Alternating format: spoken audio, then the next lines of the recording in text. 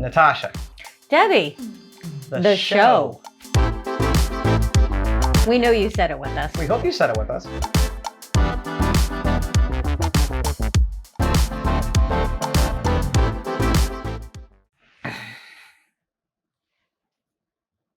Hi, welcome to the Debbie and Natasha show. I knew she was going to say it. We just talked about it. Let's do it. Said I'm she was going to gonna say do it first. So I did it. She threatened it. And one of the things we love to do here on the Natasha and Debbie show And say, can you please like the video and hit the subscribe button? we say that in every video, don't we? We have to. 2 times. YouTube makes you. I did that wrong. I didn't see you do anything. What'd you do? Did you just flash the... I did the wrong 2 fingers. There's a sentence. I mean, I did the 2 fingers. There's right a sentence. 2 fingers the wrong way. What? Whoa. Damn. Welcome to the XXX R-rated version of Debbie and her fingers. Go back and blur that out. No. When you edit. Nope. Not gonna edit anything. Not Maybe I'll good. put some sexy music in Not there, good. I'm in trouble. but by whom? Everyone. I did that wrong. My apologies. She was asking, I'm not looking. Well, let's move past that. That's not. Let's talk about it some more. Let's not talk about that anymore. Let's highlight this moment. Let's not. You said you did the wrong 2 fingers. That was the best part of that for me. That was just funny. I did that the wrong way. My apologies. Please forgive me. Don't ban me. Keep watching. Keep going. Go on. We're done with that. We're going to move forward. The look she just gave me was, save me. No, I'm good. So today we are going to take a look at some really cool stuff. And it's not my 2 fingers. We're going to take a look at some military stuff. We're going to look at the rarest World War II planes that you've never heard of. Oh, they have to. I've never heard of. That's the title of the video. We know you've heard of it. You guys know everything about everything. It's kind of annoying. You do. You make us feel stupid, but then again, that's why we do the show. You're supposed to stay with me. That's why we do the show. That's why we do the show. I'm just saying show, not the show. You know what? It's enough of fingers and shows and stuff like that. Let's watch a video. We're going to watch this video because I've been wanting to watch this for a long time. I think it'll be super cool. And just rewatch the intro back like 5 times. So those of you that skip the intros, you miss a lot of fun stuff. I'm just saying. We're not going to miss some cool stuff, though, in this video. No, we're not. No. We're going to see some planes, and maybe 2 of them or 3 of them or 4. I'll quit showing off.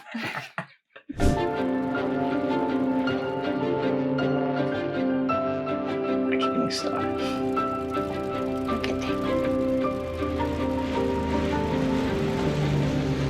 Now, we've covered all sorts of World War II vehicles already on the channel this year. Yeah, we've done tanks, we've done trucks, we've done ships, but there is one thing missing. That's right. Today, our challenge is to find some of the rarest original and restored planes of World War II. And if you're looking for rare planes, where better to be than the Battle of Britain Air Show at IWM Duxford? But to find them, we're going to have to split up. May the best rare plane win. Where's Duxford? I don't know. With over 200 planes here at Duxford, we weren't exactly stuck for choice. But no ordinary plane would do. We were seeking out aircraft that were rare, unique, or downright weird.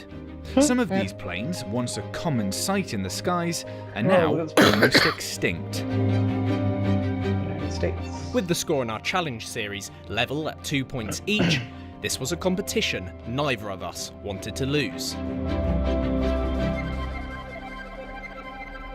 Okay, that's just a cool title. It just is. Can't wait to see them.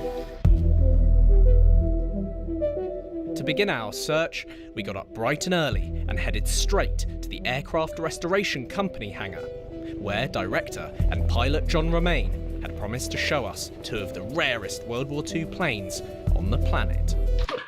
I have to say this because I'm not an aviation person, but we like watching stuff like this and learning about them. You could show me the same plane like probably 17 times in a row, and I'd be like, "Oh, it's a different plane. I don't know what plane this is." Right. Or just painted a different color? Well, not all a different of them, way. Like the Harrier, that's cool. Like I know that one. I know the Vulcan, you know, stuff like that. And then like our stuff. But like most of these, I'm just like, I don't know. But they all look impressive to me every time I see them. So yeah, I wouldn't necessarily know them by sight. Right. Okay, John, now this is a very unique looking aircraft. What is this? This is Monster a thing. Bristol Blenheim. A Bristol. Bristol. This is Blenheim. actually the like it already. the only flying example in the world. Wow. And it's actually a Blenheim Mark I with this short nose, and it is Just the stubby little only thing. Mark I Blenheim physically in the world now. At the Wow. time it came into The the only one. Royal Air Force, it was faster than any of their biplane fighters. So it came into the Royal Air Force as a very quick aeroplane for its day, heavily used at the beginning of the Huge. Second World War. Wow. And especially in the Battle of France, then into the Battle of Britain, and then it was used for convoy work. They sent them out to the Far East, the Middle East, widely used during the Second World War, up until it became redundant, purely because the development of the German aircraft out exceeded this, and so the Blenheims were then taken out of service, and things like Mosquitoes and Bow fighters came in to replace it. It was a bomber, Yeah, a I can light see, bomber, so it obviously. had bombs in the bomb well, Yeah. or this aircraft was used as a night fighter, so it had a gun pack that went into the bomb bay. Oh wow. This glass area freaked me here, you out. can still see the bomb sight mount there. see so that there, yeah. they could transform it from being a night fighter into a bomber within hours. bomber. And, Incredible. so its roles changed all the time. That's cool. It's got two engines, two Twin massive engines. Bristol Mercury is a very rare engine these days. There's only actually 6 of these engines running in the world. Wow. They are incredibly difficult to keep running and keep How many maintaining. do they There's make no at a time? spares. They are very difficult to keep going. So you're looking at a very rare piece of machinery now. Wow. You had Two in the the front. pilot and a navigator in the Okay. front. And then if we walk around to the back, you'll see Around the back. the rear or the mid turret. Very wide Do we wing get as to go well. in? Very wide don't wing. think so. Of Probably course, not, it was but- That's only a one. good A girl lift can dream. wing, so because of the bomb loads and everything, Yep. it had to be able to carry a bomb load. And here we have the turret Yeah. with a little. The Mark I's just had this little Vickers K machine gun, which, according to Couldn't have done a whole history, lot. wasn't very successful at all. I was going to say, think it so. doesn't look very big or powerful. No, it does No, not. it's not. It's not. And so the guy in the back was the radio operator and the rear gunner.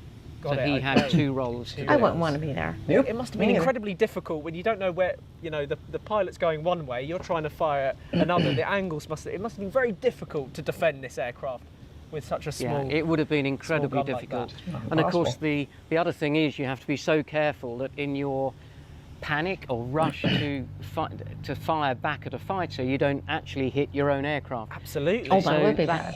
That New sort fear of unlocked. plate there Oh yeah. that rides over stops the gunner from actually shooting off his own tailplane. Yeah. I wouldn't So have you've thought of got that, but that to makes sense. consider as well. So it was unique in so many ways, the Blenheim. But it was just, it was overtaken by development very quickly. And will you be flying this weekend, or will anyone be flying this? Yeah, this is flying in the show. Wow. We are Nice. putting it up with 2 Lysanders and a Gladiator, and they all have the same engines. I mentioned earlier, there's only 6 of those Bristol Mercuries actually flying in the world currently. We will have 5 of those engines flying together. Wow. So it'll be Oh, a wow. the ubiquitous sound. Yeah, That's and incredible. they sound lovely. And as luck would have it, we could hear the sound of those magnificent Bristol Mercury engines as a Lysander pulled in after a test flight. I think Luke's just seen the Blenheim, which is a very rare one, isn't it? Hard Yes, to really it hear is. it though. isn't But it? we've Yeah. got one here that is as rare, certainly as impressive. Yes, it's a Western small. Lysander. Not as rare as the Blenheim. There are 3 of these flying in the world, so 3. it's, Not many. Not it's too pretty bad. close. This is our particular aircraft, a British-built one. Some of them are Canadian-built. This is an actual British aeroplane with British history as well. So it was built in the early 1940s, used right through the Second World War. Ended up in Canada on a training squadron, but before it went to Canada, it was used in the UK. A lot of them were used eventually for dropping spies into France, and so Right. they would then have a ladder fitted on the side. I love that they show us the real They'd photos take from the back then. winglets and the bombs off. It's got the ability to land in very short spaces, so although it'll cruise quite quickly at 170 miles an hour to 190 miles an hour, it will land at about 45 to 50 miles an hour in very short areas. Oh, wow. So they used to fly them into fields in France and drop spies off, and then the return flight they would hopefully bring back downed airmen that had been found by the resistance, and then they were flown back to the UK in Lysanders. That's a very interesting role. I mean, maybe not capturing the same glory as the Spitfire, but a very important role in World War II. Yeah, very important role. It's got the winglets, and it carries small bombs on there. It's also got machine guns in the wheel spats, so there's 303 machine guns in here. And then they would have two Browning machine guns in the back. So Which they tell us some of rear these they hatch made would slide open originally. and they would pop up 2 machine guns there.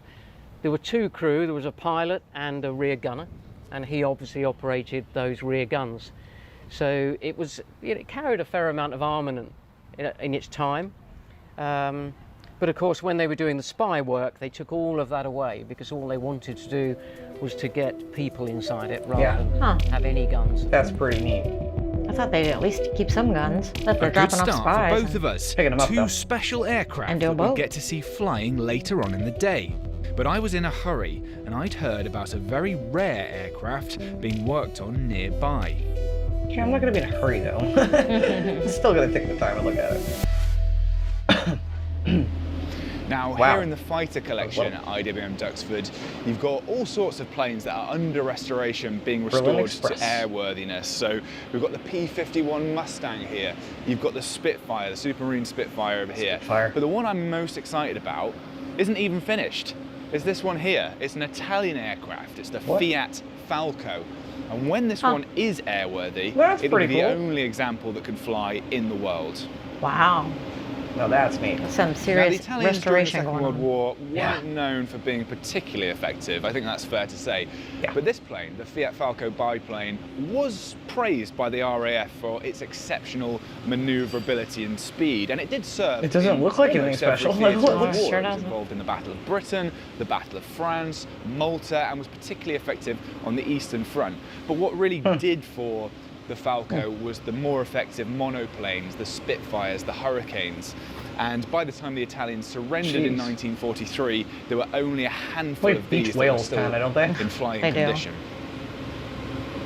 That's really cool that they're restoring that. That's really Now, cool. there's clearly some work to do before this particular plane is airworthy. The wings aren't on for a start. That would help. But we do know a little bit about the history of this plane. We know that it went down. I don't know much about planes, but I'll tell you what you need. Wings. You definitely need some wings. During a test flight in the north of Sweden in 1942. Whoa. The pilot was killed during that incident, and the plane wasn't recovered until 1983. Jeez. Wow. But it's nice to think that 80 years after that crash, this Fiat Falco could soon be airworthy again. That's insane to me, just thinking about that. Like I said, incredible. 2 rare planes in the bag. Meanwhile, Luke had predictably headed straight for the largest hangar on site and was weighing up his options. I'd need to catch up. That's kind of cool looking. That's awesome. Now, when you think of British World War II bombers, you might think of the Stirling or indeed the Lancaster. You probably don't think of this plane up here. This is the de Havilland Mosquito, that's also known as the Wooden Wonder. Mosquito my ass, that's like a... When Geoffrey de Havilland first sent his design to the British government, after Air Ministry calls for a faster, medium-sized such bomber, a cool plane. they simply weren't interested. A bomber made out of wood was initially deemed unfit for action. Wood. In spite of this, with his own factory and workforce, de Havilland continued production of the Mosquito, and after overwhelmingly positive performance tests, it didn't take long for the project to receive financial backing and the Mosquito to become a crucial bomber of the Royal Air Force. Job on it. The fact that the de Havilland Mosquito was made out of wood meant 3 things. First of all, it could be produced at a much quicker rate than any other bomber. Second of all, it was more buoyant, should it have to ditch into water. That's a sweet picture. It could reach speeds of up to 415 miles per hour. Wow. In fact, when it was tested against Spitfires, it was actually the Spitfires that were struggling to keep up with this plane. Okay. You have my attention. You already did. Second I saw Helping the Mosquito achieve these speeds are these 2 twin Merlin V12 27-litre Rolls-Royce engines. Nice. And with them, you have these absolutely gigantic propellers. Now, if you actually follow the trajectory, you can see they virtually touch the cockpit. So this is one you see, you remember that. You remember this one. When I it was would think finally so. put into service, this plane actually had the lowest loss rate of any aircraft in Bomber Wow. Command. Now that was because of a combination of its speed, its manoeuvrability, and the fact it was very difficult for radar to detect it. Huh. Is that because it was out of wood? That's what I was wondering. Later on in the war, weapons were added. 4 303 caliber Browning machine guns and the same number of cannons fitted underneath its chin. Amazingly, the weapons only slowed the already rapid aircraft by 15 knots. I don't know what a knot is. Now, one measure of the success of this aircraft is the way in which Luftwaffe commanders used to speak about it. None What'd they other say? than Hermann Goering, the head of the German Air Force, said this: "I am furious when I see the Mosquito.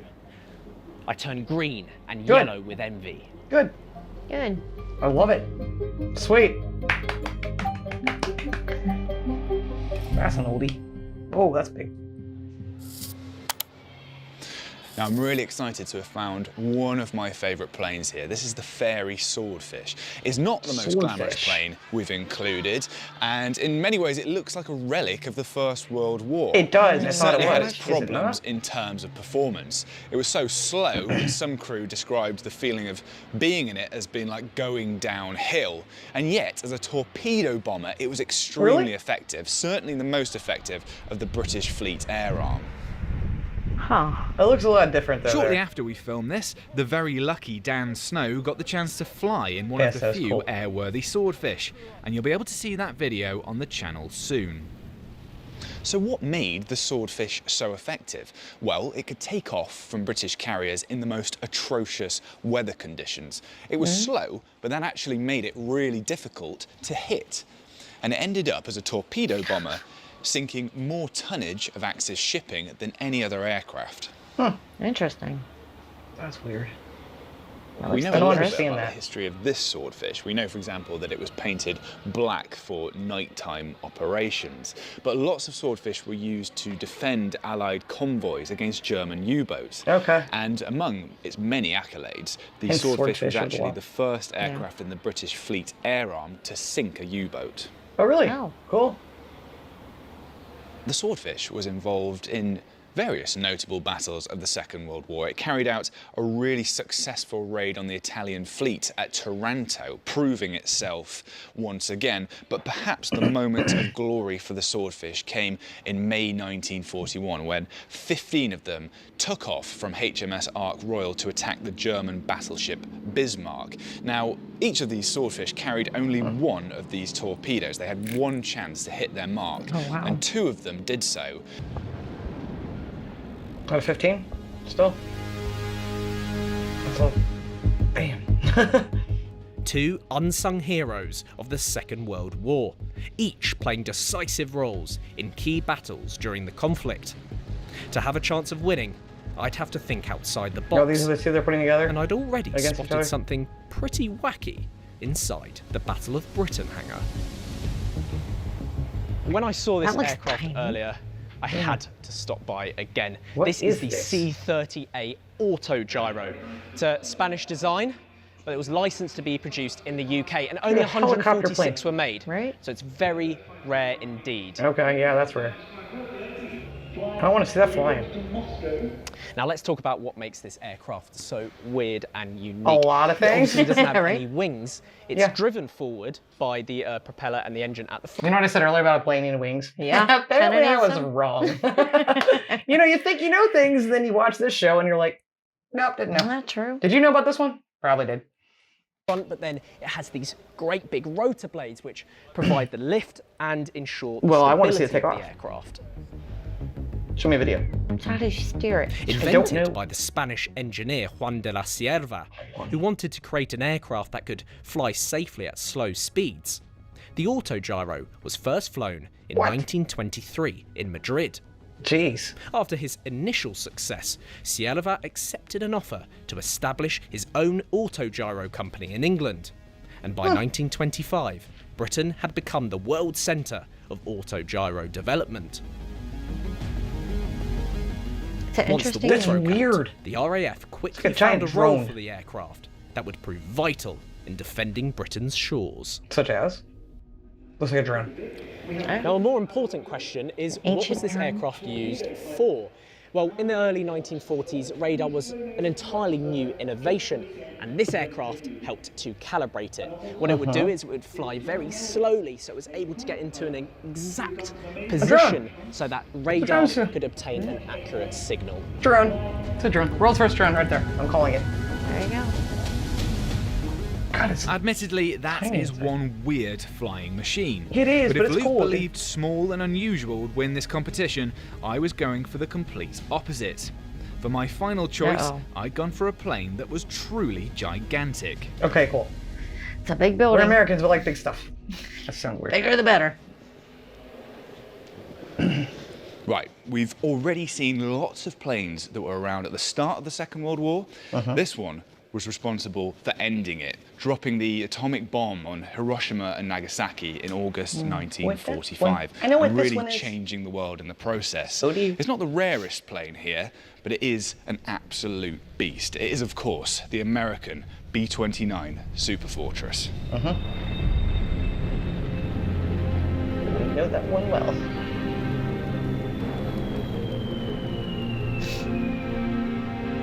I never have liked watching that stuff. It was 30 metres long, the wingspan was 40 metres. It was 61 tonnes when loaded with bombs, and it could fly over 3,000 miles, which made it perfect for hitting targets across the Pacific in Japanese-occupied territory. One really interesting thing about the Superfortress is these gun turrets are remotely operated.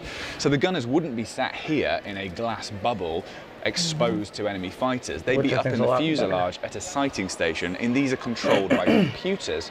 So it just shows how technology has moved on since the start of the Second World War. And if That's a remotely really operated well-designed gun plane. turrets safer. aren't space age enough for you, then the nose of the Superfortress was the inspiration behind the Millennium Falcon in Star Wars. I knew that.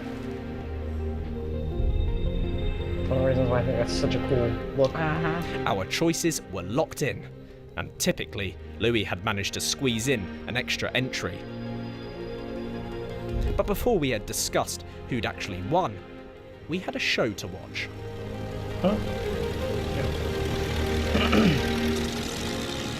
Among the dozens of recognisable and rare planes preparing for takeoff were the Bristol Blenheim and 2 Lysanders. But for any fans of World War II aircraft, this was going to be quite a spectacle. That's really neat. That is awesome. That they're still flying today.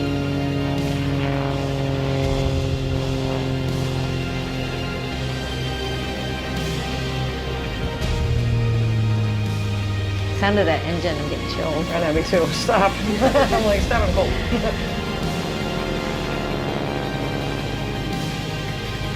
Jeez. Wow.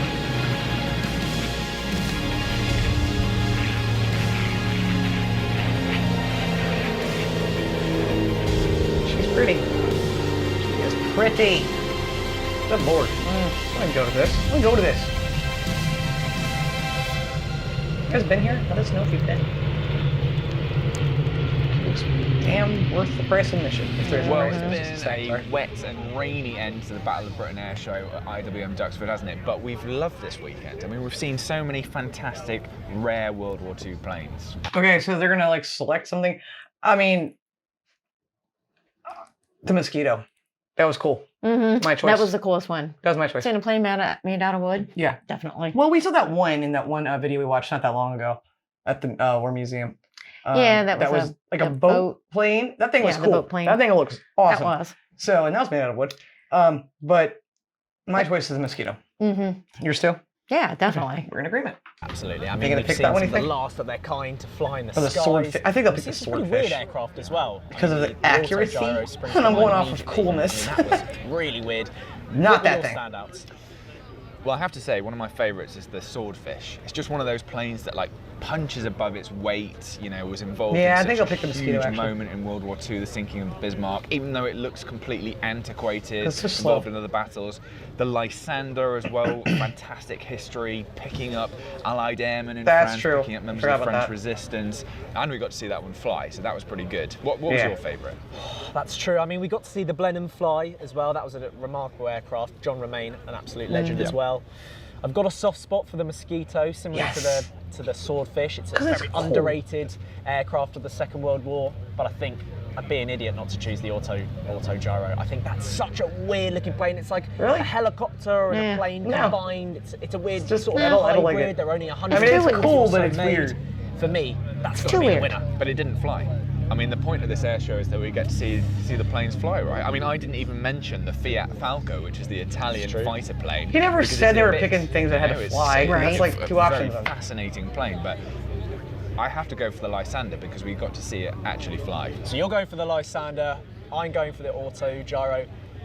It's plainly obvious that we're not that great. I don't think we're going to agree. How are we going to solve it? Mosquito. I think you are going to have to tell us Mosquito. what you think your favourite is. Okay, guys, you heard him. Let us know down in the comments what plane do you think should be the winner of this challenge? Yeah. All right, you heard the man. Which one did you like the best? I'm going with the Mosquito. Yeah, I'm sticking with the Mosquito too. I'm not going with the Freaking gyro. cool. That's just too That thing's weird. weird. It's cool, but weird. Exactly. And just not a plane, not a typical plane. But No. the Mosquito was really cool. I love the paint job on that one. The colors on it. I like them just all. Wonderful. I like their purposes too. Like the Lysander was really, that's cool. That's all of them. Mhm. Super neat. Yeah, the history of it. Things I would love to see, you know, for sure. But I mean, I bet you guys heard, most of you probably have heard of all of these. Yeah. If you didn't, let us know ones that you didn't hear of today. I'd never heard of the Mosquito or the Swordfish. Or Definitely that never heard the gyro. weird thing. Yeah. Actually, I never heard any of these, I don't think. Except for the American one, obviously. Right. That everyone knows. Not rare. And what was the first one? The Blenheim? Yeah, yes. Bristol think. Blenheim? Yeah, Is that Bristol right? Blenheim. Yeah. That was cool too. Yeah, that was. Of the ones that they showed flying. Yeah, that was pretty cool. I like the bigger planes sometimes, but I do like the history behind it, what their purposes were too. Exactly. So, even the Swordfish was impressively accurate at what it did, and well, just the fact that it did what it did. But yeah, no, it was all about the Mosquito for me. Drop a comment, let us know what you guys thought. And if you like this episode, please hit the like button, consider subscribing to the channel. We do love to look back at history, like I said, military stuff like that. It's interesting to learn about those things. And even if I can't always pick the same plane out of a lineup, you know, some of them do look very similar. We still love it. We still appreciate planes. Yeah, we appreciate, and I always think about when we're looking at stuff like that, especially when they're showing them, not necessarily sitting in the museums, but when they show them in the black and white footage and then currently flying, I always try to think in my head of the person who was in there originally. Exactly. And what they would think now if they saw it flying. You know, an And homage to them. I think it's great that they go through and restore these planes and keep them in running condition, take such good care of them so that we can appreciate them. Absolutely. So, thank you so much for watching. We hope to see you on the next episode, guys. And until then, and as always, please love, life, jazz. be as strong as Tyson. Bye-bye. Bye.